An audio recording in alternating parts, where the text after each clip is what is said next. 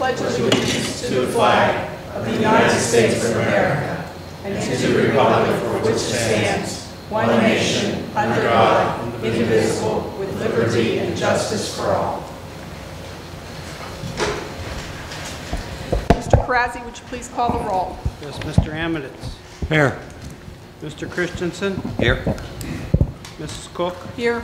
Mrs. Dobus. Here. Mr. Means. Present. Mr. Nagel. Here. Mrs. Rule. Mr. Spacuzza.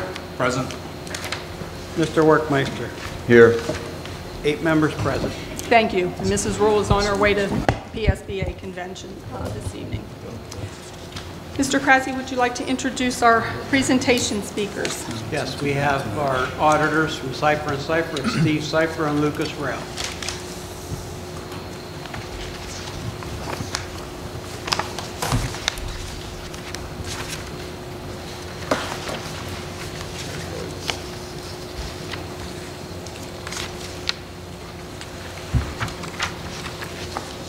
Evening, board members. Thanks for inviting us here. We're here a bit earlier than we typically are. The normal time would be December, January, when the audit report is completely finished. There's a couple of parts of the report which are not ready yet. First of all, it's a single audit, which is the audit of federal programs. That will be taking place later this month. But in the interest of bringing you up to date on the financial status for the end of the year, that's why we're here. What we'll do is you have a paper presentation. It's on the screen in front and behind me. June 30th, 2019 are the financial statements for the year. The critical thing always to keep in mind is that everything in the audit report is the responsibility of the superintendent and your business manager. Our responsibility is to work for the school board. We use U.S. governmental auditing Steve, standards. could you move the microphone a little closer? I'm having a little trouble hearing you. Yeah. Is that better? Yeah. Hit myself in the face with it. All right. Okay. As I was saying, we use U.S. governmental auditing standards to conduct an audit of the financial. The conclusion of all audits is what you see at the bottom of the page there. It's an opinion from us telling you whether the financial statements represent where you were at the end of the year and how you got there. As you can see, our expected opinion, because we haven't issued the report, is unmodified. That's exactly what you would expect to see. Anything less than that is financial or catastrophic, no matter what school district, township, government, company we would be talking about. So if we go to the next page, we're going to talk about the general fund capital project, which are the two main funds of the district. Total revenues last year, almost $88 million, $87,991. We spent a bit less than that, $83,647,000. So that the profit at the end of the year was $3.4 million. Now the board did a couple of things. We made a transfer to other funds. I believe that was capital project, $578,000. And then we have some additional reserves for tax appeals, refund, things that we don't know that are going to happen for sure, but we put a reserve aside for it. So that the net change in the fund balance is $3.4 million. The total fund balance at the end of the year is $25,062,442. The unassigned portion of that fund balance is $4.5 million. Now, what you'll recall is over all of the years of the operation of Bethel Park School District, you've recognized various obligations that you have, PISAs being one of them. The dramatic increases looks like perhaps they'll be leveling off as we go forward, but there's no guarantees of that. You have money set aside in the general fund for that. You have money set aside for your promises in your contract for healthcare coverage when people retire, and there's several other ones, leaving that $4.5 million unassigned fund balance. Capital Projects Fund, on the other hand, $782,000 of revenue. Some of that money came from the general fund and the interest that the fund earned. It spent $2.8 million last year, so that the fund balance there went down by about $2 million. Presently stands in at the end of 19 at $9,481,000. Why do we have a capital reserve fund? That is the place that you can put money aside for your known obligation. Buildings are beautiful the day they're built. And the day we walk in, everything's shiny and new. Every roof goes bad. Every HVAC system goes bad. The parking lots get a pothole or two, and we have to replace those things constantly. This is the normal place that you go to do that. So moving on to the next page, the arguable Can I question ask is... one question? Can I just ask one question on this? Maybe Buzzy is a question for you, but if we had a net change in fund balance of $3.4 million, did that primarily go into the assigned fund balance? And do you have a breakdown of what it was assigned to? The assigned fund balance is $5.4 million, and that's for the part of the fund balance that we're using to balance the budget for this year. Right. There's no other assigned pieces. There's committed pieces that are being used, and those did not change. Committed pieces did not change. Okay. So the 3.4 million, the net change of 3.4 million, was that, I don't think where did the 3.4 million go for this year? Did it go into an assigned part of the fund balance or unassigned? The unassigned fund balance went down about $1 million, so it's $4.5 million. Okay. I think the question was 3.4 million surplus. Because we had a problem. Yes. Is that showing up now in the unassigned fund balance? It's part of the unassigned fund balance. It's part of the unassigned fund balance, but when you project, when a subsequent budget is at a deficit, that becomes an automatic assignment of fund balance. Okay. Thereby decreasing the unassigned fund balance. So it went up 3.4, went down 5. Okay. Some other change, that's how that change happened. So, if I'm not mistaken, Yes, yes. Can you turn your microphone on, Jim? I'm sorry, we had 5.5 million assigned for next year, correct? Yes. Is that showing up in the $25 million fund balance? It is. Okay. Question I have, if I'm not mistaken, the committed fund balance is for retirement and retirees' health obligations largely? That's most of what is set aside here with what's in the detailed balance. Right. So, So, see exactly how it's broken down, but yeah, that's a good thing. so I can't remember if it was your statements or other statements, but I believe we were only funded at 60%, which is the endangered level. Anything under 80 is the endangered level. Are we still in the endangered level with the I think funding? when that mentioning, we're talking about users as a whole. In general, they are in the endangered level. I don't think it was Bethel Park. Not Bethel Park. That's- Well, that's what I the had overall. seen was our level of funding of it. We're was- well We're well above most any other school district. I think Peasers you've is the told us one that that didn't year to fund it, year. and the state of Pennsylvania didn't fund it. So, or, I don't know, maybe this isn't a question for you, but are our obligations, our employee obligations for retirement, the retirees' health and the retirees, the retirement, are they funded at a healthy level right now? We don't have, Bethel Park doesn't have money set aside, let's say, a trust for those obligations. You're not allowed But to we do do, if you look at the screen You're not now, allowed to you'll do see that. this is a draft of what the statements will look like. If you look at the committed area near the bottom, that's where the money's committed to various different liabilities that we know that we have.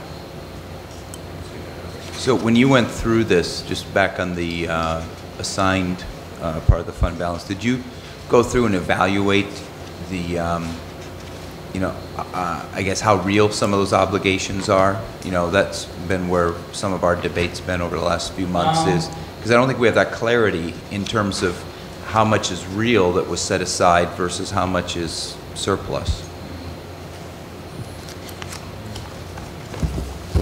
I mean, whether the committed fund balances for those amounts have been analyzed as to whether they're true liabilities on the district or true, I guess, commitments. Well,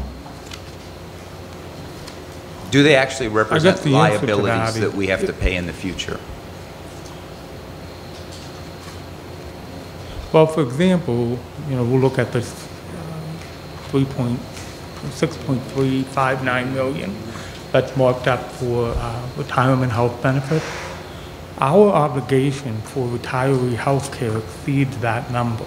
Is what? I'm sorry. It exceeds that number. Okay. We have projected health care costs for retirees greater than that number.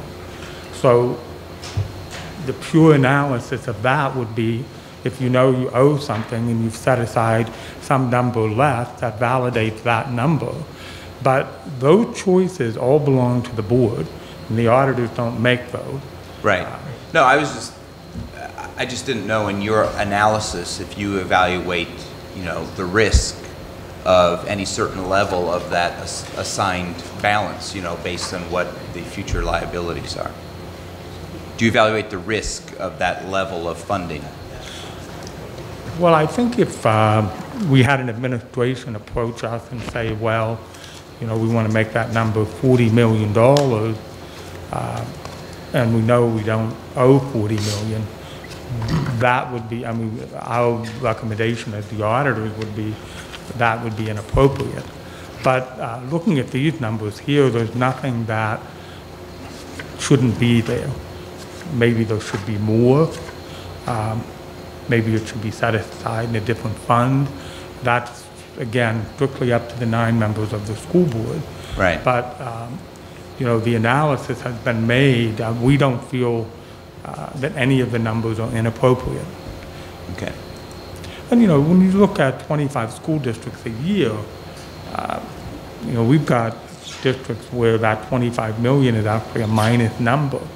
So they have the obligation to pay out the same things you do, but they don't have any money to do it with. The fortunate thing is here, you know, you have recognized the various obligations that the district has, and to that extent, have committed a fund balance. And that's something that the board can do. The assignment is a less strict number, but when you pass a deficit budget for the following year, that's an automatic assignment. But you could have easily made that a commitment as well. But going back to what your original question was, where did the 3.4 million go? You can't follow that through, you know, kind of like pouring. No, I think the other answer was, you know, and this is all you can follow it is, if the unassigned goes up 3.5 and the unassigned then comes down by 5 because of the budget deficit, that's kind of where the money went. Right. Yeah, if the budget had been, for 1920, wasn't projecting a deficit, then the unassigned would be $5.4 million higher. Yeah. Okay. And the unassigned can only be 8% though, correct? Or we can't? That we is have to, correct. Okay. That is correct. And we're running 8% like at 5 to 6% roughly now. Well, what's 8% of 88 million? I don't do math well in my head. So That's why we have. I think that's what Mr. Krause had reported. I think it's roughly 5, What was around 5? around 5% the unassigned fund balance. Unassigned fund balance. 7,040,000 would be 8% of 88 million. Okay. So if the budget's 90 million, you know, it's some amount and change higher. I mean, seriously, my wife just thinks it's a joke that an accountant has to use a calculator. And it's like, we don't waste our brain power on figuring out numbers up here. We got this. But anyway, So- yeah, that's a good point. Mrs. Cook. So- We can only go up to the 8%, and we're clearly within that boundary. So for clarity on 2 points, first that point, I'll start with that point first since we're on it. That 8% is a threshold before we have to use general funds prior to raising taxes, correct? Is that the way? It's just the maximum, I maximum general fund don't balance, believe or it has to that's be how assigned that to works. something. No, you can carry it. I think to raise taxes, you have to go above the index. That requires a referendum, unless you get approved exception. And there are districts which have those. We have one, for example, with a negative fund balance, they have an approved exception to go 1% above their 2% index for the year. Right now, you're talking about the percentage of property tax increase, correct? The 2.5% to 3% millage rate. But what I'm saying is that threshold on 8%, from what I read, and you guys are the experts, I might be completely off on this, but that 8% limit is 8% before. If you are above that 8%, you cannot raise the millage without taking from the general fund first to balance the budget. It's not a limit of 8% necessarily. That's true. I believe it's true. Okay. In other words, what it's saying is that's why you, Buzzy, you could jump in. You would be able to state it better. But I believe what you're saying is that if you had more than that in an unassigned amount, you would not be able to raise taxes. Now, you could have up to that amount or less than that amount, and as long as the rest of it is assigned, then you would still have the right to raise taxes if you chose, because those are assigned to things, correct? Thank you. I just wanted to. And the state, in the process of, you fill out a form in order to apply for the exception, and you list all of the assignments, and they do their own look at that and say, well, it's reasonable, it's not reasonable. Right.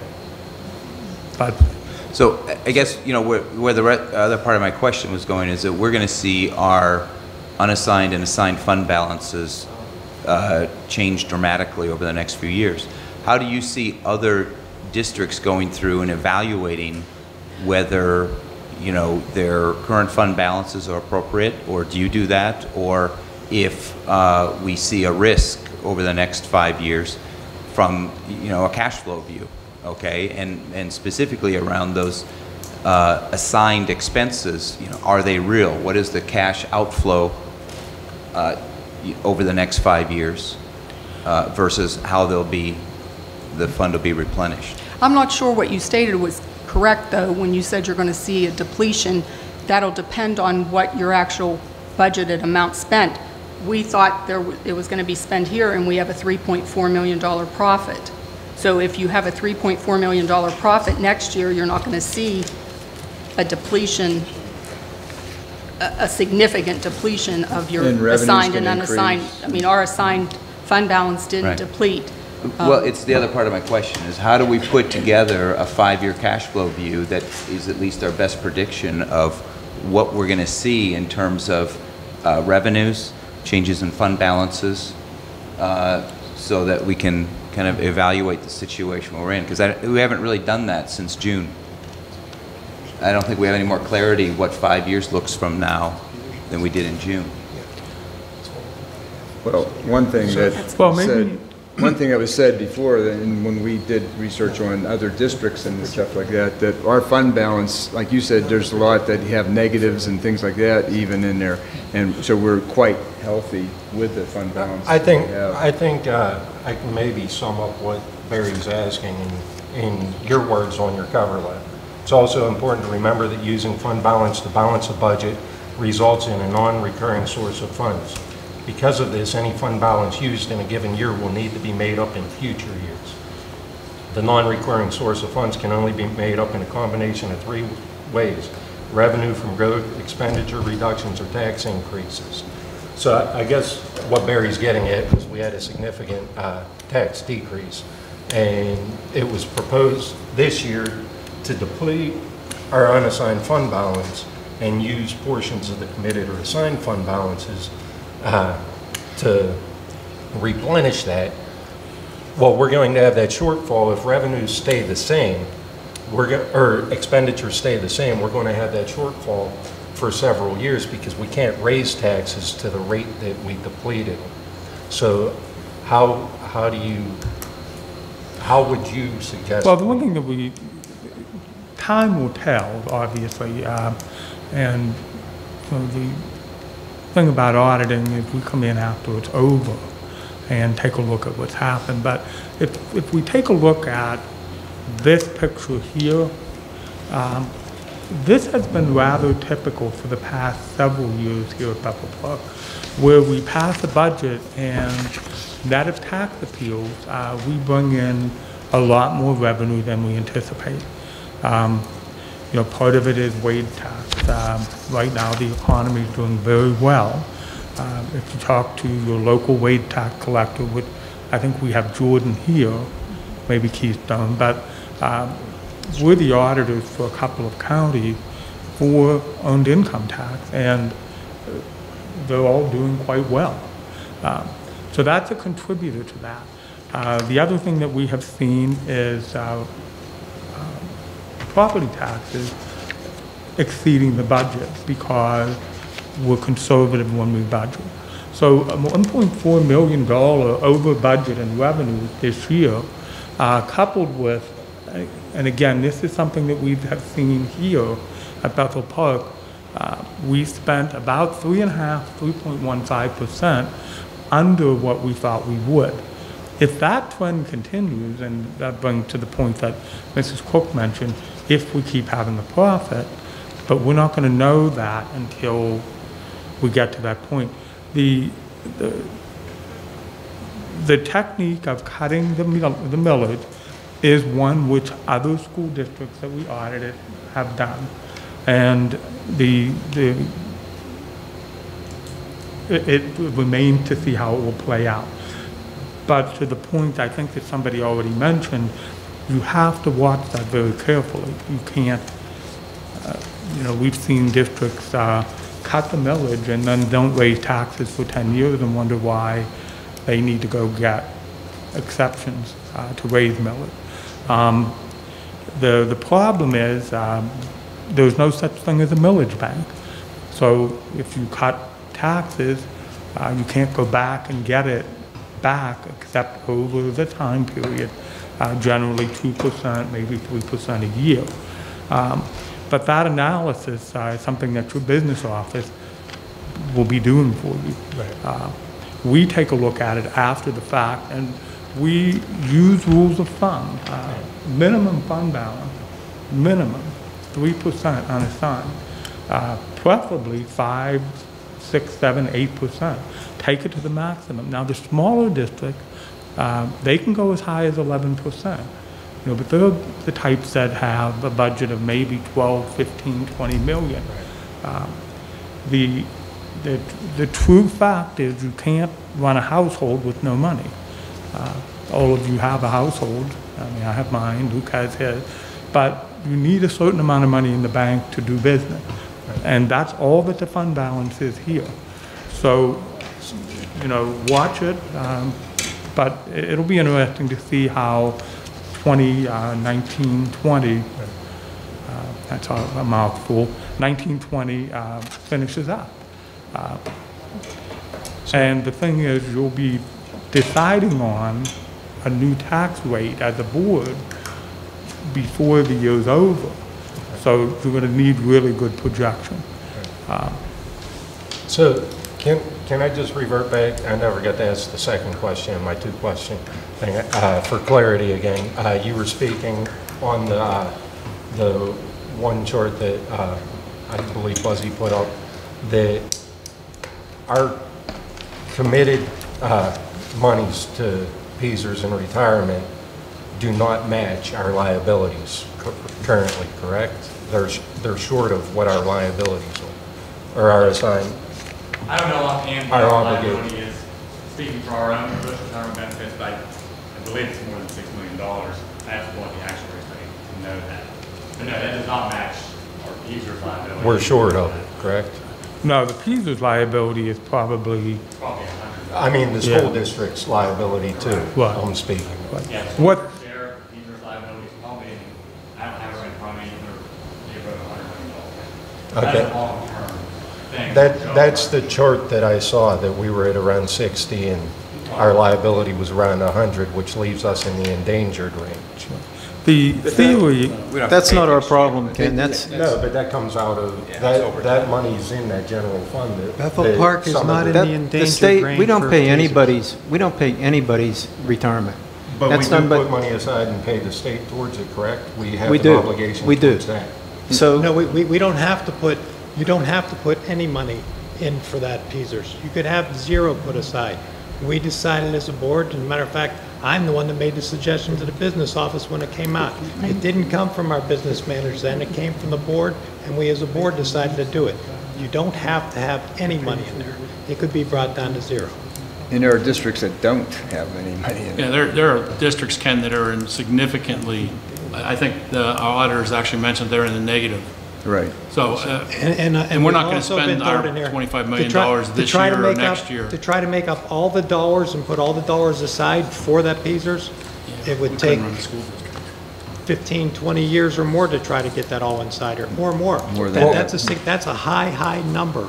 But for us to have some of it, that's what we decided to do. Well, I guess my questions lead to the premise. You made that suggestion because you thought it was fiscally responsible to have that money instead of trying to find it as the obligations came up. If the obligations ever come up. Yeah. The way it was rationalized by at least one board member to deplete was to deplete our general fund because we've cut staff and we might not have those obligations. What I'm trying to get to is that a fiscally sound assumption? There's nothing been depleted. That's incorrect. That's There's what nothing they're- that's depleted. There's nothing There's depleted. no fund. There was no Not- change in the committed funds. Not Zero. right now, but Zero there is going change. to be a deficit in future years if expenses stay the same. And it was suggested by one board member that we could make up that deficit by spending the pension and retirement obligations that we have set aside in the fund balance. You can reallocate those with You the could- vote you of could 5 use board that- members. You could use them to hire people, you could use them to do whatever you want with. Okay. We I'd just have, like we to see a have no, financial we have no model. long-term pension obligations. The pension obligations of the pensioners is a obligation by the state. We have no long-term obligations. The only thing we have to do is make our payments from year to year, and we've never dipped into that Peasers account. And again, once again, the reason that Peasers account was there was a time when the Peasers payments were going up $1 million a year. They were high. The Peasers rates have leveled off, which is why we're not as concerned about it. They were going up exponentially a few years back. Yeah. Okay, my last question from an accountant perspective, is it logical or financially responsible to decide on an 8.2% revenue decrease within 15 minutes?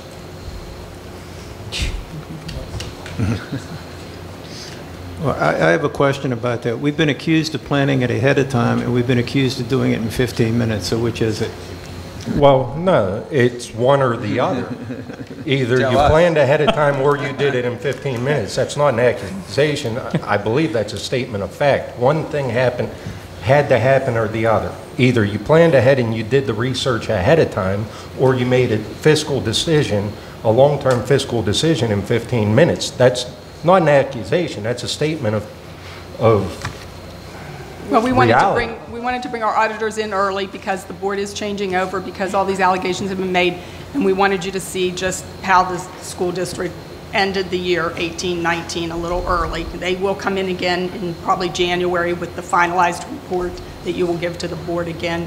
You'll meet with the board in the back room as you typically do at that time of year, and then you could do another presentation. But we thank you so much for coming out early just to clarify how the year 18-19 finished out with the profit, and that we didn't deplete the unassigned. There's still 5.4 million in the unassigned. There's still, what is it, 25 million in the assigned. Those numbers didn't change. right. Well, and this, bar chart shows you where you are in terms of a history lesson. The fund balance has climbed steadily for the past 10 years, and again, it's strictly up to the 9 members of the board how much that number needs to be. You're the only one so fortunate to raise your own taxes or cut them as well. And so you're above the recommended number. Can you stay there? Time will tell. But there are techniques for managing fund balance. Don't raise taxes for a period of time. Cut taxes instantly. Offer a rebate to the taxpayers. I mean, we've seen all those in 45 years of doing a lot of school districts. And I don't know if 15 minutes is a good amount of time or not. No, I mean, this is good. This is looking in the rearview mirror, not looking out the windshield. Okay, and that's what we have to work on. Is, you know, what is that 5-year forward-looking view of what our best estimates are? And this is a good rearview mirror view, but it doesn't tell us, you know, what the future is. That white. But that wasn't your role, your job. So yeah. That white sheet of paper with all those numbers on it that we don't have right now, can we get a copy of that? Because I couldn't very well see it. That came out of our budget, right? Isn't that in our sheet out of our budget? He created it. Okay. Yeah, and you will get the complete audit report in January, like you'll get the Right, booklet, but I they'll mean, come back. that I just sheet, asked can them we to have come a in copy? to give you Yeah, the these are just the summation. core financial statements. I mean, your business manager has a copy sufficient for all the members of the board, but this is not the final thing. Our opinion is not attached to that. But there isn't anything right now that we would change in these numbers. It's just because it takes a lot to bring an audit to a close. You know, and this is early. Can we get a copy of that? Mrs. Cook, do we need to call a vote to ask for a copy of that?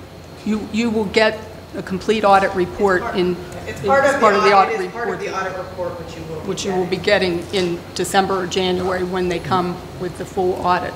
Well, I guess what we're asking, since it was used as part of this conversation, would we be able, if our business manager has a copy, would we be able to request a copy of that page now, or do we? You just want a page of the audit report? The page No, that was piece the of up. page paper that was that, up there, I couldn't showing read right the there. numbers and so forth, and I was just Well, wondering.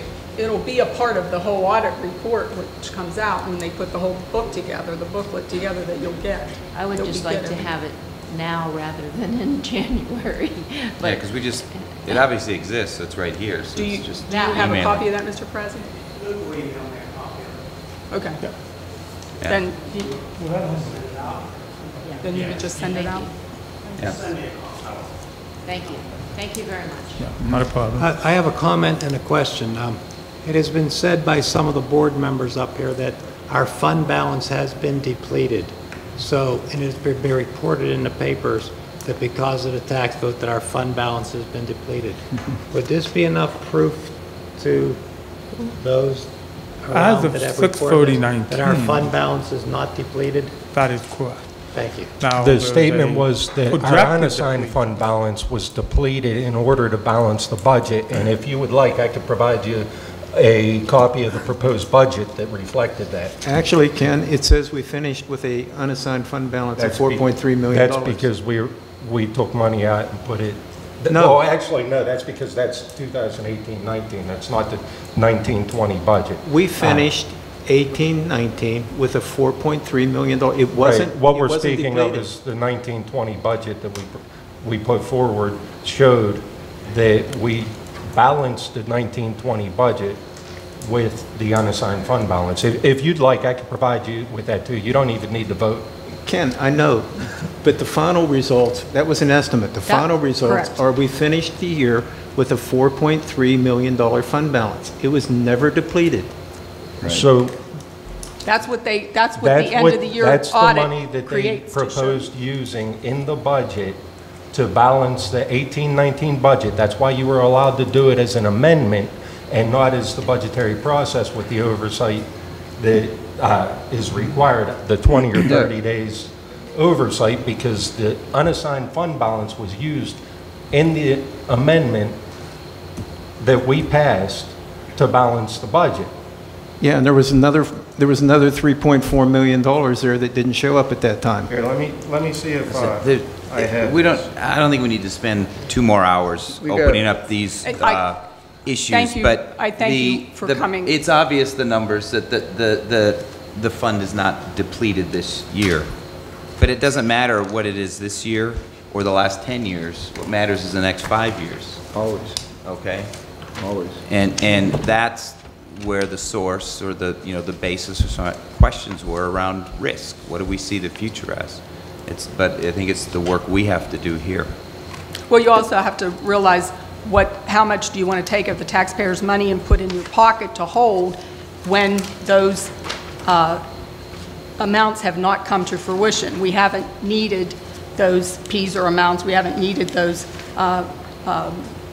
assigned funds that we were putting into for any of the years yet.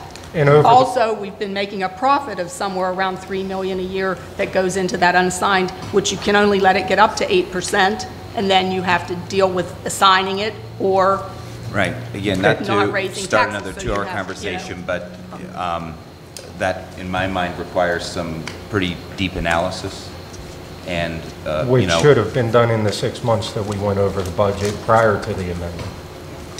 I'd like to thank you both for coming out this evening. I know this was an extra add-on for you all to come, and we really appreciate it to help us to close out the 18-19 year, and appreciate that. And the board will look forward to your final report come January, as is typical. Thank you.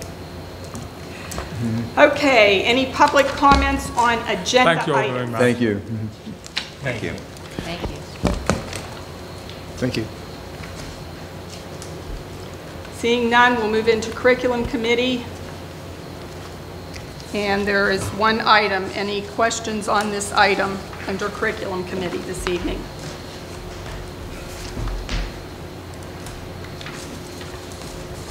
Seeing none, we'll move on to personnel committee. Any questions on the 9 items under personnel committee? I was just wondering, are we still working on filling the tutors for the couple elementary schools where there aren't any names because we changed the way we're doing it? Yeah, I think the posting was coming down. It is down now, and Ms. Wells is working on Okay. trying to get. So maybe by next week we'll have. Yes, okay. that's the goal. Thank you. If you could refresh my memory, are the tutors staff, current staff, or are they anybody from the community, or who? So it starts with, current staff has the first opportunity at that, and then from there, if there's not anyone that's able to do it or interested in doing it, I should say, then we proceed all the way down to substitutes. Okay. If necessary. Okay. Because there's one name on there that person left our school district, I believe. Yeah, he must be coming back to do tutoring. Just to do tutoring? Yeah. Okay. Yep, and that happens if you don't have enough of bargaining unit members that want it. Okay, facilities and services, there's one item. Any questions on that item? Any information needed? I do have just a comment. In the past, we've discussed fire alarm contractors, and you've had difficulty finding bids. I was made aware Book Electric, that does a lot of the electrical work here, also does fire alarm. Have you put it to them for a bid, or are you trying to keep that separate? Or? No, I have no issue with that. John doesn't give us a bid for firearms. Okay. He's kind of busy. Okay. Yeah, No. he's been a great asset to help. Just thought maybe it was another avenue since they've done good work otherwise. I have a question. I thought we did some of this before. Is this additional work? Yeah, this is additional work, Mr. Baines, and with what we did now, what we have at the bus garage right now, for 40-plus years, there was not a fire system there. So what we did, we put a bridge system in, or a temporary system, which is a cellular system, okay? But it's technically not up to code. So what we're going to do with that unit, we're going to move that into the Quantum hut, and we're going to make sure that the building's up to code. I think it's very smart. We have buses that cost $100,000 apiece. We have 80 of them. I mean, it's just a wise investment. So, thank you. Right. Finance Ms. Committee, Cook, there are five. I'm sorry. Before we move on, Ron just brought to my attention that I took off the wireless access points that we were supposed to talk about for facilities and services. Oh, okay. And can we just discuss that a little bit right now? Sure. Because he's not going to be here next week. Okay. Just the fact that why it came off, is that what you're saying? No, Ron wants to discuss the access points. We'd like to put back on next week. Okay. Okay? Okay. Well, then we'll turn it I over took it off to Mr. by Ryer. mistake. It was approved This is a in discussion. February. I'm sorry. Discussion item Discussion. under facilities and services right now. To you. It was approved in February as an E-rate item for $336,000 and somewhat cents. And we've had a little bit of some challenges getting everything together, but we're in the process of getting that together now. And it's not going to be $336,000. It'll be closer in the neighborhood of 300, but I don't know exactly because the E-rate process, whenever they approve the reimbursement, they change some of the parameters, and so I have to go back through and do some calculations, but we'll have that ready for next week.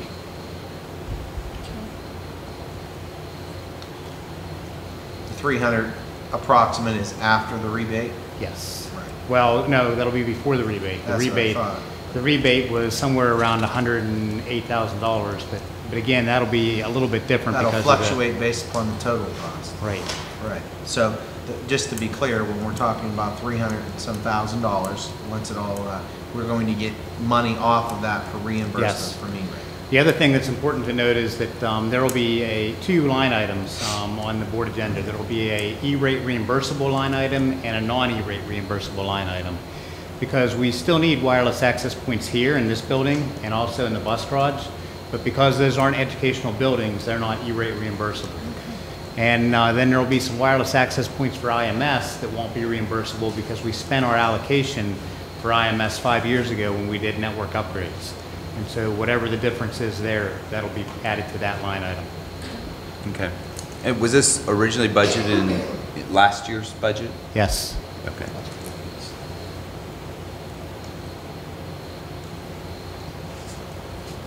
Well, yes, 1920. Last year for this. Yes. It's in this year's budget. Okay. I always feel better when you just use numbers. So for the 1920, right? Budget. Okay. You start saying last year, you start thinking calendar year, school year. Yeah, no, I was I do thinking that all- I do that 2018, all the time. 2019. So 2019, 20. Okay, so you're going to add those to our agenda Yes. for, Thank you. okay, not a problem, thanks. Then there are 5 items under Finance Committee. Any questions on any of these items? I was wondering if Buzzy could explain the transfers of the funds, the categories that they're going to or coming from. And this is for this year, the 1920. Sorry, Buzzy, I'm having a hard time hearing you. I thought it was just me. I can't. We can't do budget transfers till October 1st of each year. So for the first three months of the fiscal year, the department heads, they buy the things they have to buy, and then we adjust their budgets beginning October 1st. And then every month you'll probably see a few, but October is always the largest. And so these are all transfers within the operating budget? It's not Yes. across to the Yes. general fund or? It's all general fund money. It's all. Okay. It's 90% of the budget, probably 99% of the budget transfers happen within the department. So the high school transfers to the high school just to clean up the negative balances in their budget. Yeah. Very seldom do we take money from IT and give it to transportation or give it to maintenance and things Right. like that. So to that point, I was a little bit concerned myself. There was a $430,000+ transfer transfer from schools to IT, That was as well for- as a $70,000 transfer from athletics to IT. Was this, I mean, that's a $500,000 that was transferred Let from me two get other let me departments. get it out so I can see what you're talking about. Yeah, there was. I think there was Moving the some- money from, Yeah, usually it's moving something- the money from the school budget to IT was for software. Right. We used to budget it in all the buildings, and nobody knew what we had. It was just everywhere. So we moved everything to Ron's budget so that we can control it better. And Ron Yeah. can see, is it being used or not? Because we might have been paying for software that we don't even use. So Ron keeps track of that now. Okay, that's good. Okay, so this was But- something new that we just decided to We to decided- do this year. yes. We decided to move it from the individual schools to the IT department so you could handle the software upgrades. And I'd assume that, well, I don't want to assume, but let me ask that the $70,000, that's the athletic department's software upgrades that they need that was transferred from the Which athletic. page are you on? Ken? He's on transfer 7 and transfer 8. Page 2, and, yeah. Page 2. Transfer 7 is software. That's all software Right. to the IT budget.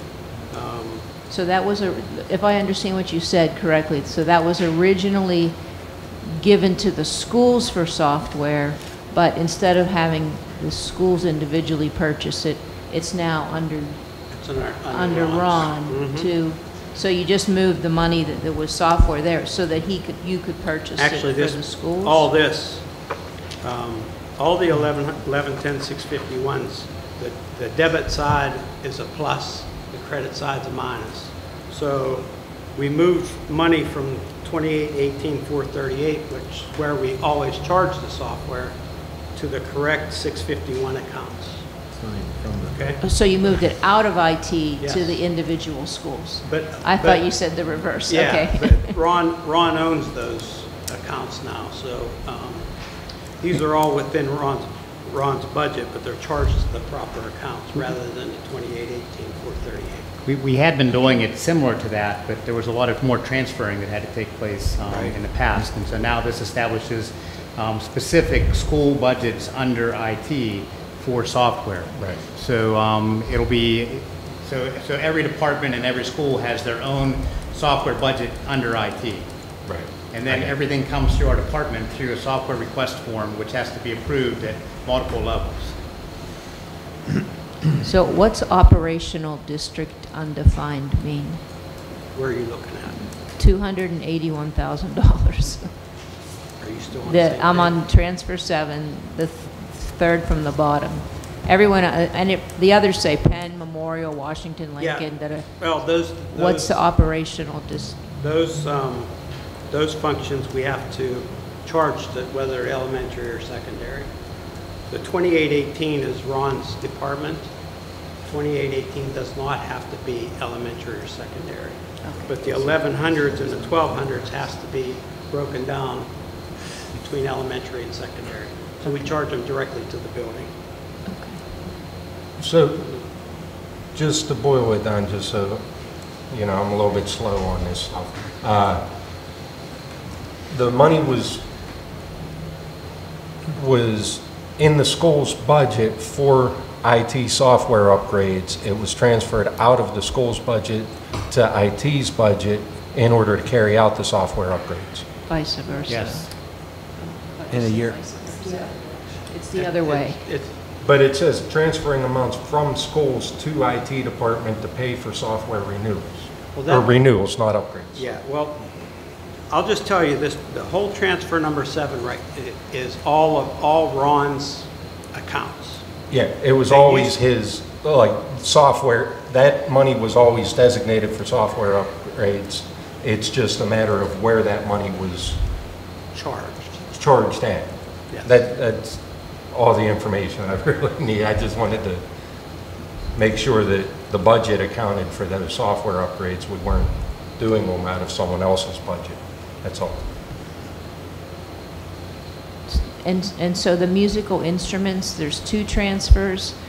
What number are you on? That's 3 and 5. So I thought we had money set aside for things like instruments, turf, band No, uniforms, and so forth. we don't have instruments. We have. Not instruments, We okay. have turf, and we have band uniforms. Okay. So this money came from a regular program into the marching band to Yes. buy their instruments? Okay.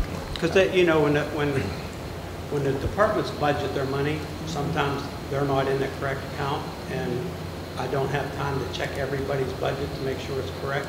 But when they buy, I make sure they charge the right account. So we charge the right account, so they might have to do a budget transfer Okay. because they put it in the wrong area. Thank you. Thank you.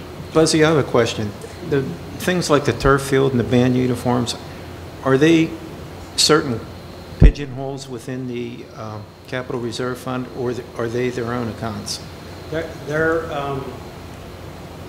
capital reserve fund has a fund balance, and it's made up of what we would call unassigned, but capital reserve is not allowed to have an unassigned fund balance.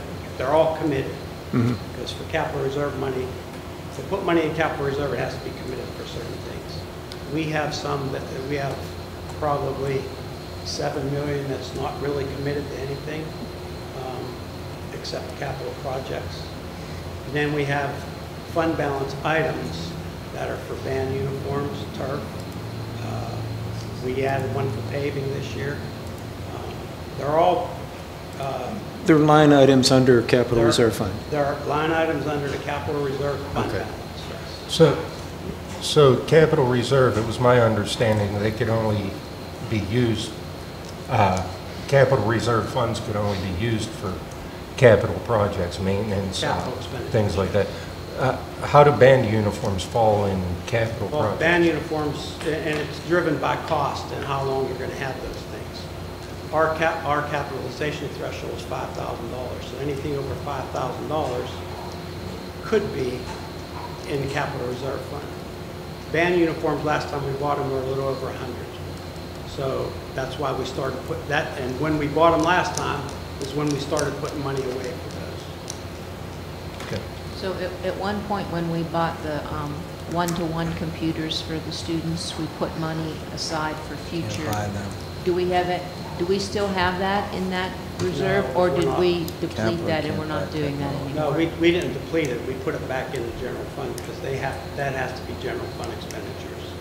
Because computers by themselves aren't enough money, I guess. The auditors made us put it back.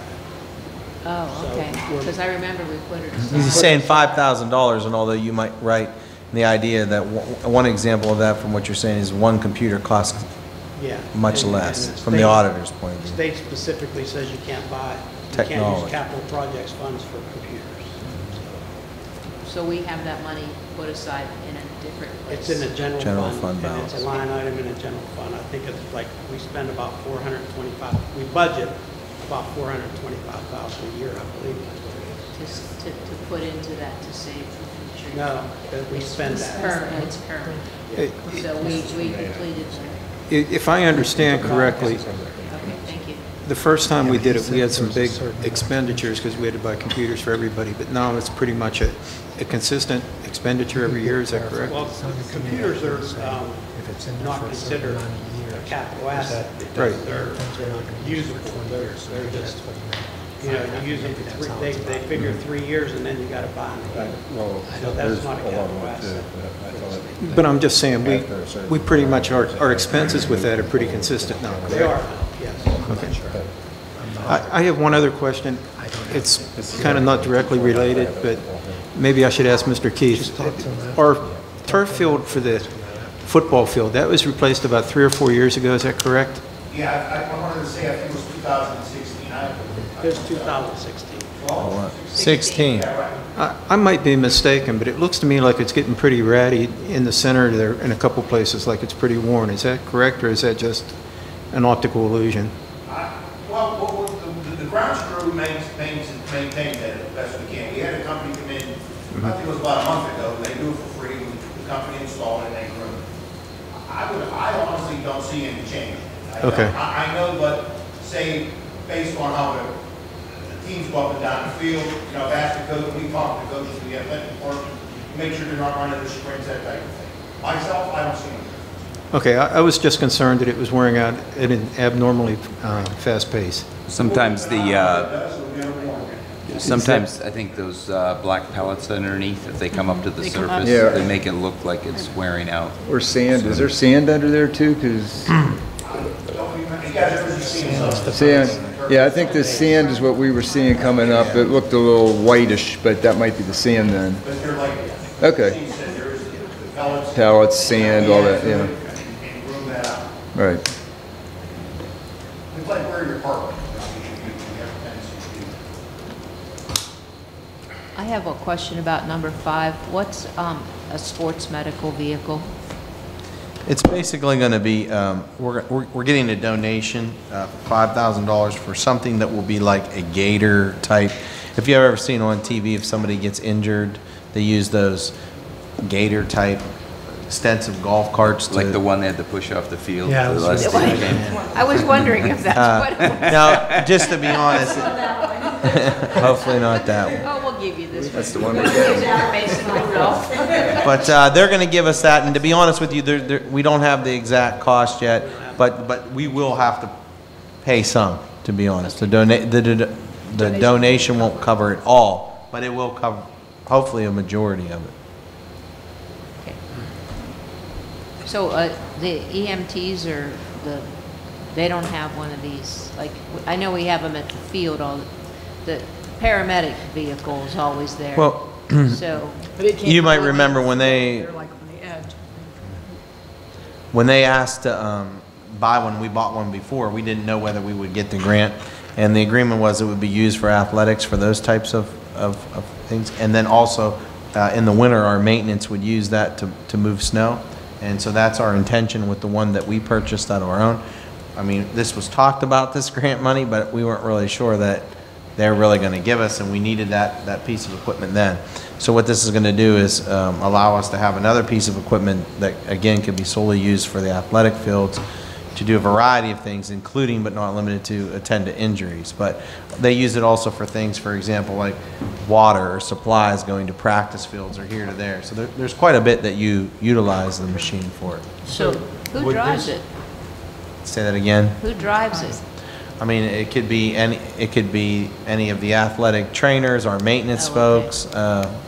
Pretty much, from what I've seen, I haven't watched everybody, but when I see it go past, a variety of people, athletic trainers, coaches, stuff like that. So this would be able to be deployed to like the upper softball field when there's a game there, just to be on hand there, or is it something that's just going to stay at the stadium? I mean, you'll probably, I would have to defer completely to Dan, but in large part, you're going to see even the gator that we use to take water up to the practice fields when we don't use it on the game fields. And if there was an injury, they could get there quick and then take them to the appropriate place. So, I mean, I can't answer that specifically for sure, but I know that that's how we're using the one before, so it would be used similar. Do we have housing for it? Like, like a garage or something? Like We'll that? make space. I mean, I think we would be able to find space to house that. Yeah, okay. I'm not sure exactly where when they're not using it over the winter or how we would use it, but Probably down the stadium and on the visitor side. Stadium, we can keep it up at NAMS, the Armstrong, plenty of room up there. we'll find it. Any other questions on finance? And we have a discussion-only item. Yeah, I wanted to bring this up, and I'll let Mr. Karazzi jump in, but basically, the timeline, as we always do, is a little bit pushed back because of this given year. I think just basically their timeline from the state of way elections fell and so on and so forth. My personal recommendation is that in November, what we typically do is we place a budget out there that, like we normally do, that would allow us, it's kind of most everything that could possibly be in there is in there. And it allows us to ask for exceptions above the index. To date, since I've been here, as we know, and we haven't used any or tax increases at all. So it doesn't mean that we're going to do it. I do think we may or may not get approved for certain exceptions. But I do think it would be wise, as that's just a general tentative budget, to approve that in November. That's not saying that's your budget, but that's the same thing you've done, or boards have done since I've been here. And I think everyone is used to that. What it's allowing you to do is not saying that you're going to finalize that budget with taxes above the index, but it is allowing you to have the opportunity to do so. If you wait, January, as of my understanding, would be too late, right, Mr. It has to Kraz? be, we have to pass the proposed preliminary budget by January 9th. January 9th, excuse me, let me rephrase it. The January meeting would be too late that we would have. Right. So, one way or another, I mean, I don't think we're committing to anything. This is going to be a budget process that's working towards. But I think what we've always done is a wise idea to put that budget out there so that we could ask for the exceptions, see the maximum that we could get, not saying that you're going to use any of it, some of it, but that would allow us to at least know that where our max point is for planning for the future. And we've done this in previous years since you've been on the board? Yeah, since as superintendent. Correct. Like when I came here, to be honest with you, I was very nervous about that because I thought that the community would think that automatically we would be raising taxes above the index, but I was assured by Mr. Karazi that this is how we've always done it, and the people are understanding that just because you say that this is our draft one, and you know by the time Buzzy's done, there's lots of drafts with some, and then we approve the final draft. So I guess it wasn't, it was something that was done even prior to me that I grew accustomed to because I think the public has, at least in my years, is used to that and understands that when we put that out there, it doesn't necessarily mean that we're going to do that, but it gives you the options to do that, and then we work on it. So is there a particular reason why we won't do it at the December meeting rather than the November? Well, one big question really is at I mean, to be honest, the December meetings, all my time been here, we haven't really had a meeting. We've just had the reorganizational meeting. Have your reorganization. Well, but two are scheduled, though. We've always scheduled a December meeting for the what-ifs, but we've pretty much, Never during had my it. tenure, we've canceled it So- because of board members' it's a day off commitments, for the- holiday time, staff commitments. So the reason why I'm bringing it up, I'm not saying it's not going to happen in December, but I don't know that it is going to happen. And the only thing I If it don't, doesn't pass in November, can it pass in December, Buzzy? yes. Yeah, it could pass Okay, up till that's all I January want- 9th. that's all I wanted If you to wanted to know. have a You special have until meeting. January 9th. Yeah, January 9th. So I just didn't know if you're going to have a meeting, which is hard for me to know if we're going to have a meeting, but if we're going to have a meeting in December, then you could just wait till December. But if you're not going to have that, I wanted to make sure that you understood that I would go and do it in November, because then if you don't have it, we didn't miss out on anything. Do you understand what I'm It's a saying? good idea to do it in November, I think. Yeah. That's why.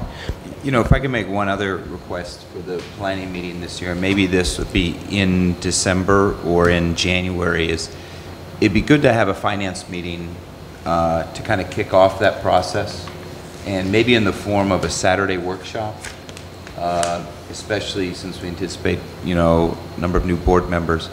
I think it'd be good to kick off the budget process so that we talk about what are kind of the, you know, key beliefs, key priorities going into the budget process. In my experience on the board, we haven't really done that. We've just kind of started where we left off. And I think it would be good to have a kind of a working session. And I imagine that to be a public meeting. It could be a, you know, finance meeting, but I think it'd be a relatively long, like most of a day on a Saturday, to, you know, talk about what are our priorities going through the budget planning process. It would be a public meeting. But Yeah. You can have it anytime. Yeah. Certainly can schedule it anytime. I would say that, you know, how you go about doing that, having that meeting, I think that's going to be a necessity, especially if you're saying, as you're saying, looking forward, not looking back. I say that because a lot of what you're asking for as far as what's going to cost and how long is this going to last and what is the plan really kind of depends on, at least from my personal opinion,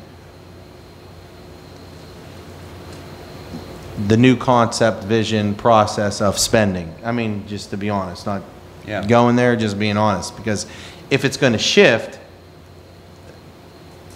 it's to how much is it going to shift, and then we're going to have to be able to give you numbers accordingly.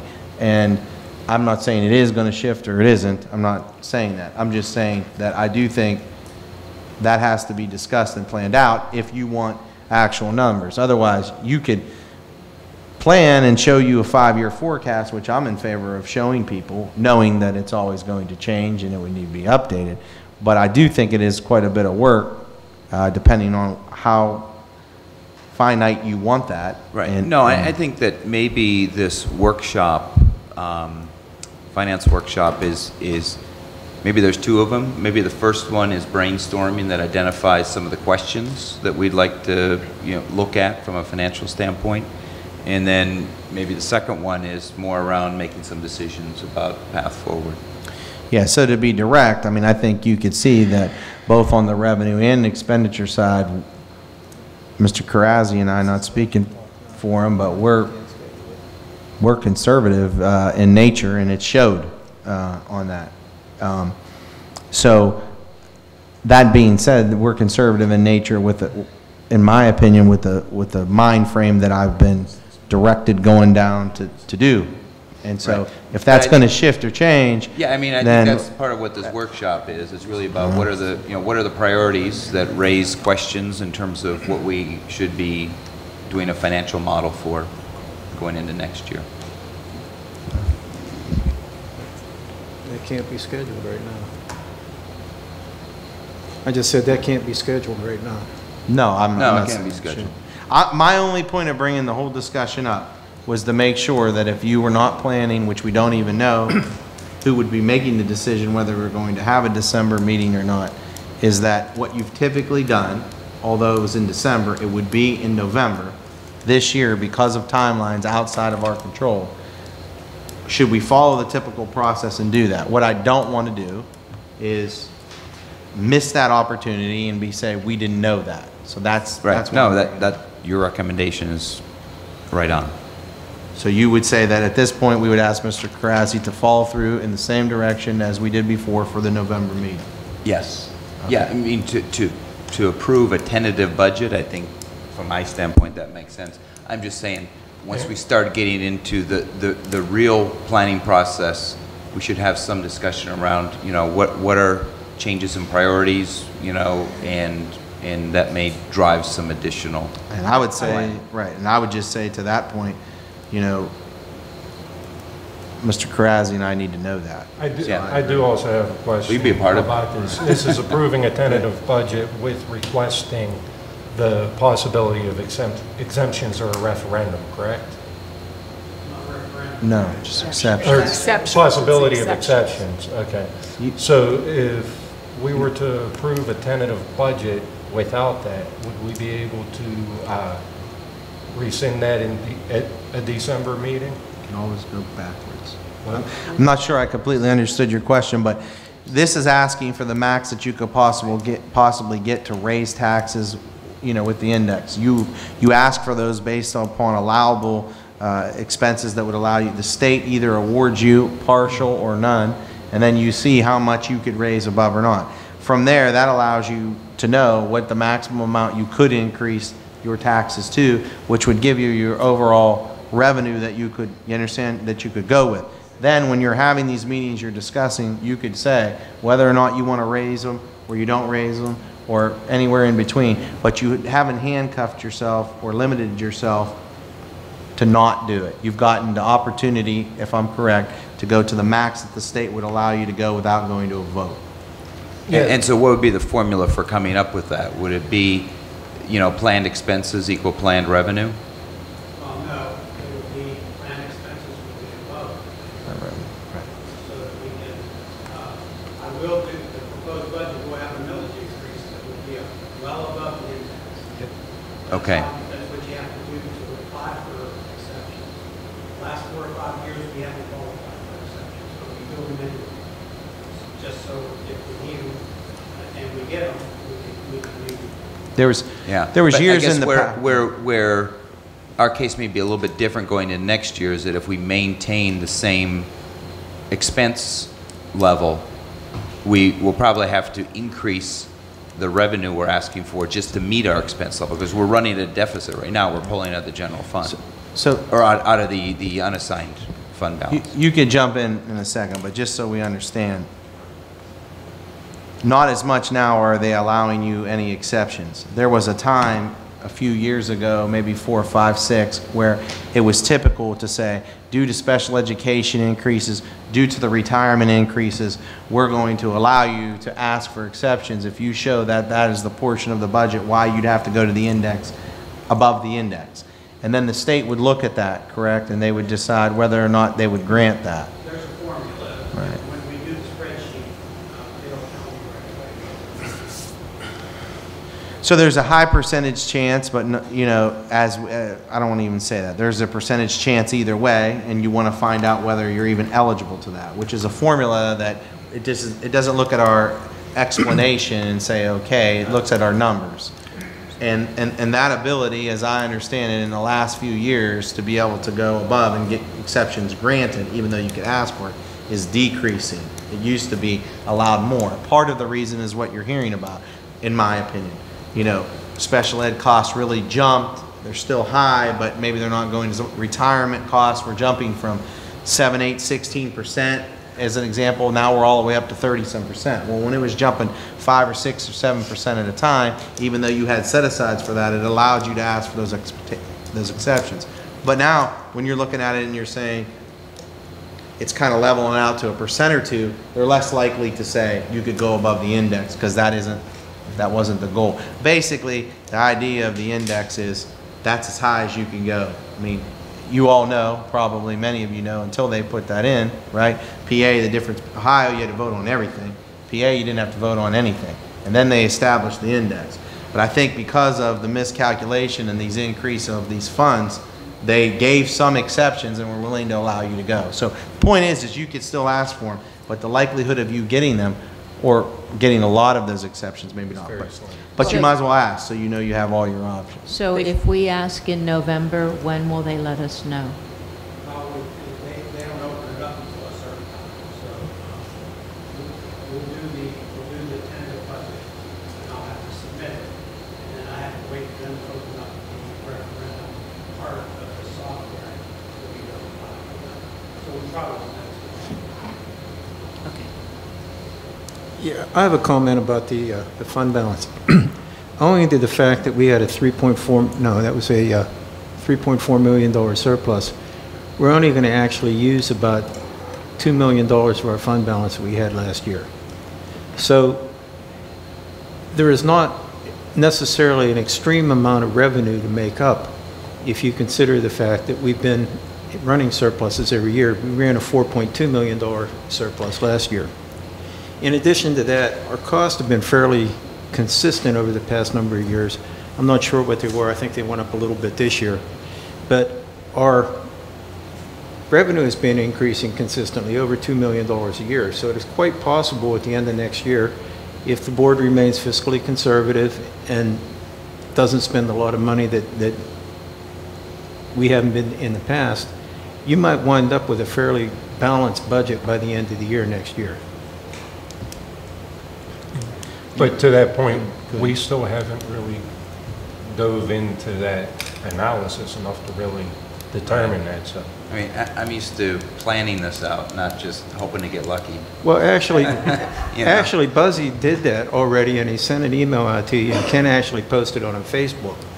And by those figures, we were going to wind up with a $6 million fund balance in the end of 3 years. And now that you're at 3.4, that would actually be about $9.4 million. And taking everything into consideration, Upper St. Clair has a fund balance of $5 million. that was also assuming no increase in expenses and maximum tax increases to the index for 4 years. And so that's a lot of assumptions. It was also increasing, no increase in revenue too. And I'd also like to point out, everybody's been using that number. We had an 8% decrease in revenue. We did not. We had about a 5% decrease in revenue. We had an 8% decrease only in the real estate tax, which is not 100% of our budget. Yeah, correct. Yeah. So when you're talking about raising taxes to the index, that's, you can only raise it to the index if you've gotten approval. You from could the raise state. to the No, index. that you can raise No, to you the can index, always you raise can't take above. exceptions, only approval on the exceptions. The reason they started with the Okay, that's what exceptions was I you just couldn't go was- to referendum and be expected to get your community to vote for special ed costs increasing, PSERS costs increasing. Right. That's why the state So- wrote those as exceptions. So you can raise it to And- the index. To the In one of index, my you can raise statements, This is to ask Yeah, if you can raise it above the index. I probably forgot the word above in one Yeah, of my that was statements. a little confusing. Above That's what the index. exceptions are for. I If thought you so. qualify under those Right. particular It is. categories, he has to show that in the planned budget. That's why the budget has to be done early, to submit it to them. I missed the word above. I No, apologize. you don't have, I just wanted to make sure that Yeah, I was you're clear right. about what. I thought we I were said it, doing but here. going back, I might not have said above the index. And to be clear, this is something we've done every year since you've been supervisor. Every year prior to me, actually. Yeah, well, I don't know for how long before that, but that's how you've done it. Every year We since may they have passed done it. one year that we said we weren't going to raise We to did the one or- index. the first- Remember the first year or time you two, could say, We did the resolution. that yes, said we did we're not gonna- thank you, the We're resolution. not going to. What year? My first year? No, first year of going to the First index, year. of the First year we're under. year that the state. Yeah, I always accepted. remember There was- Buzz's because first report was where we would be like tax increase and it's real high, but then as it It's went. always yeah. the first one. Yeah, always the first one super high and But then the- it goes down. But I think, and thank you for that, from the media and from everyone else in the community, they always seem to do a nice job to say, this is what we passed to look for that, but this is a work in progress and this is what we do. I just think right now with a lot of unknown, I think that's a wise move to at least ask for that and do that. That's not anywhere near where it's going to end up. It never ends up there anyway, and it probably won't. Yeah, it's not the approved budget, so it's. No. yeah. It's just purely to take care of the legal. You do part have to of approve it, getting though. approved. Yeah, just so We have to everybody approve. knows, we'll pass a proposed preliminary budget in November, but we still have to pass a preliminary budget in January at the regular meeting. In January, yeah. That'll be the process up to January. Then after that is when we'll start getting in deep to the budget, and that might be the time to have the meeting, it's right around the end of January. But that's up to you guys, we can have it any time. That's exactly what we did for this year. We scrutinized and got an approval on the budget, which we left go as is, and that's what we have. Okay. We left So it we go have, as is Yeah, the budget did not change one penny. after all the scrutiny. No, After the scrutiny, after we went through- The revenues and expenses did not change. The budget, we're talking about budget. Expense. The budget was, exactly the same. Clarification here. I said it, maybe you didn't hear it. We'll move on then to Policy Committee. Last time I had asked about the term alternative meals under the food services, and I thought we were going to look into taking that word out because we don't do it anyway, but for future reference, but did I misunderstand what we had talked about? Do you recall what I'm saying? Where, if you owe us money, we can give you an alternative meal instead of the real meal. And Dr. P, you had said, we never do that. No. And I was uncomfortable having the wording in there And if what we I would, never do it. And what we asked Ms. Andrews was whether or not we could edit that or not, and you were going to double check that because of the law. You can, Oh. this change just gives you the authority to do it, doesn't mean that you have to, doesn't mean that you must, doesn't mean that you will, it just allows you to do it if you ever did want to. You don't have to do it, I mean, that's up to the board, yeah. So on both of I the, forgot about that, I'm sorry. That's okay. I just wanted to know if. So for next- Do we all agree, would you all agree on taking that alternative meal out of there I mean, I trust that we don't do it, but I mean, it's a policy. I think where we're at, and if we could follow up on that, Ms. Andrews, but I don't know if anyone's opinion's next- changed. I My mean- recommendation hasn't changed. I think that, we're not going to do it, so it doesn't need to be in there, as long as legally we don't have to. So Yeah, no, I next- mean, so there's next nothing more week- from my okay. end that needs followed up on that. That's really up to the board whether So we'll just you make it, want- we'll make a note of that The alternative meals. team out of there that. that will Thank you. edit that with. there's nothing in the law that requires you to give. Okay, thank you. So under policy 705 and 709, both of them remove language that require a program to be developed. Now, they both, I believe, establish committees in order to review safety and security. But I was just wondering, A, is this, again, a PSBA recommendation verbatim? And B, is this wise to say we don't need a program? Well, what I would say is going down a little bit, and others can jump in, but we do have a committee that is formed and that meets regularly. Right.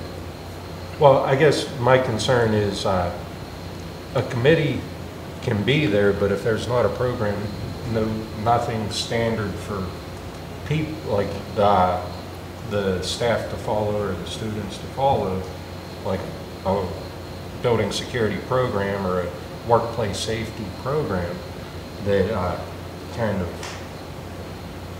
I think what they're trying to make sure is that, this is just my guess, I don't want to speak for PSBA, but I think they want to make sure that you actually meet and that you don't just have a program and a handout, which we do. I'm not positive of that, but Ms. Andrews, and maybe I don't... I mean, that is, it does tell you what the Workplace Safety Committee does. It evaluates the current safety program, so, and makes recommendations for changes. So that's how I read it, that not just that you develop a plan, but that you continue to have, that we already have, but that you continue to have a committee that reviews it and revises it as needed. And we checked into this, and if you look at how the committee should be composed, a minimum, ours was in compliance when we went and looked into it. So that read as new language. I think that's more about what it is. Yeah, I agree. I like the workplace safety committee and the workplace one. I think that's a great idea. And if we're already doing it, I'm really happy that we are. I guess it was just the language of striking at the program portion of it. Well, I think that that your prior policy already had you develop the program, and now you're having a committee that will continue to review that program. Okay.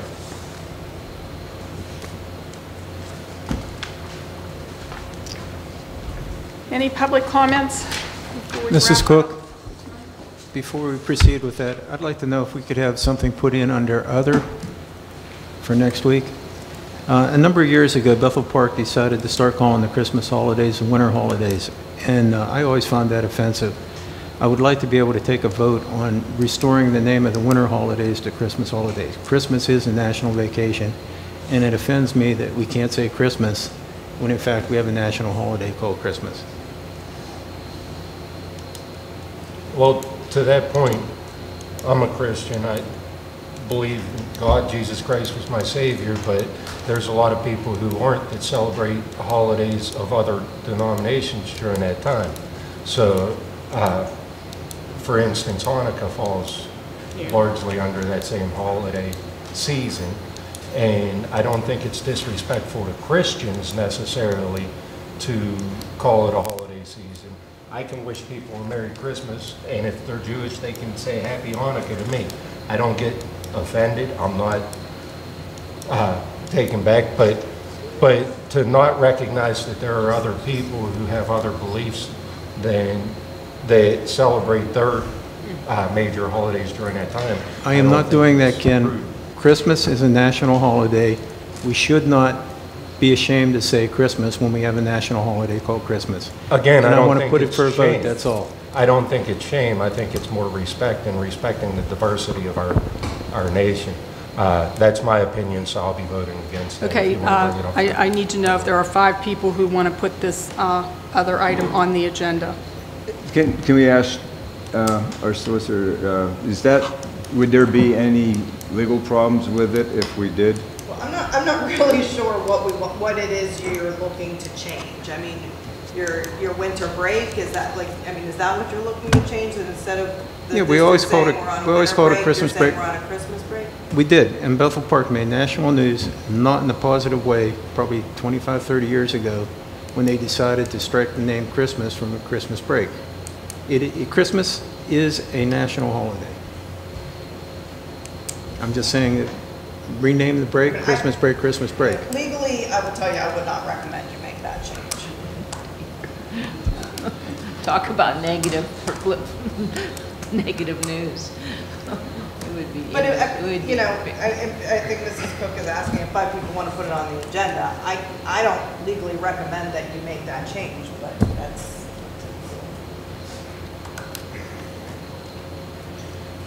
So, okay, legally, then you're saying that would be a problem, then, you think? You know, I mean, I don't recall there being any cases one way or another over what schools call their winter break. You know, one way or another. But I do think that people have, that there is a reason why people have changed it to a winter break.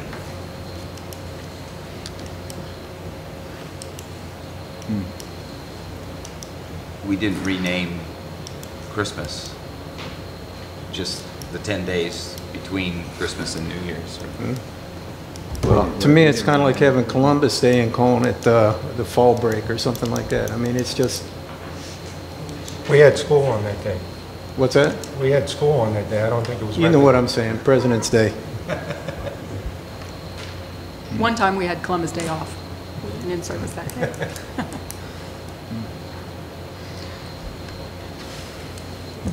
Well, I will be making a motion next week to include that, and I hope I get a second and force it to a vote, so thank you. So you're going to do that at the beginning of the meeting? I will, yes, ma'am. All right, 'cause Before we adopt the agenda, correct. all right. Public comments, yes. Kimberly Turner, 3233 Kennebec Road. We all know there was an incident on Friday night. My concern is my child is the one that showed up for softball practice last night and discovered that there was hate graffiti in the girls' dugout. I am very concerned that that scene was not looked at by anybody from administration or grounds crew or anybody else. There are swastikas on the pole in the girls' fast pitch and slow pitch dugout.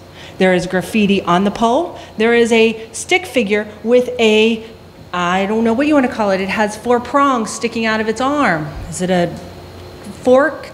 Whatever. That my child had to find this when she went to softball practice last night, and nobody from the fields crew. I understand it has been cleaned up now. Is that correct, Mr. Keith? Be very honest, I wouldn't tell you. I don't know if the police needed to see that. It was Saturday, so there should have been police tape, and the girls should then have not been able to go into the dugout.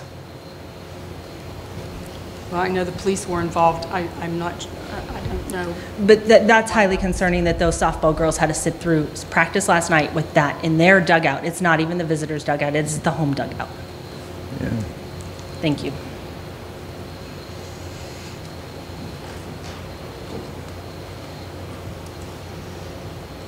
Sharon Janicek, 4314 Anna Street. I actually wasn't going to say anything tonight, but yes, it concerns me that obviously you can't control if somebody paints a swastika on school property, but I do think as soon as we're aware of it, we should take immediate action to remove it as quickly as possible. That's really something we should not tolerate once the police are done. It should be a high priority item. That would be really appreciated.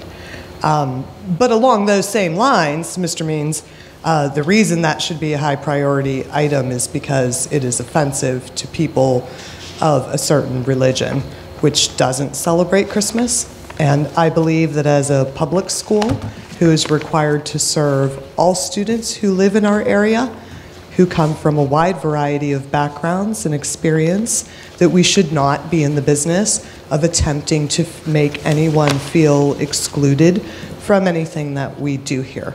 So I would hope that we continue to have winter break and spring break and winter holiday concerts and parties. And I'm certain that the community would agree about that. So it will be interesting next week. Thank you. I do have a very good friend who is a Muslim, and I usually wish him Merry Christmas and Christmas break. So, and to that point, Mrs. Janasek, I have just as much problem with people thinking that it's offensive to call it Christmas.